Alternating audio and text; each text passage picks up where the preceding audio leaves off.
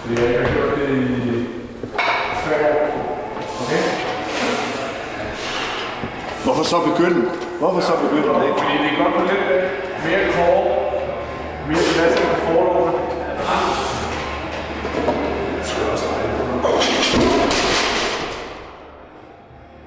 Okay?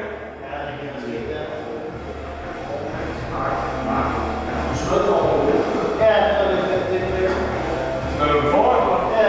Jeg ved ikke helt. Eller så er det der, Martin, eller? Hvad siger du? Er det træt af det? Ja. Tror jeg. Så det er altid en fordel at være ude og rigtig klar. Jeg kan godt se det meget til gengæld. Jeg kan også godt se det. Det kan jeg godt se. Ja. Ej, hvor fedt.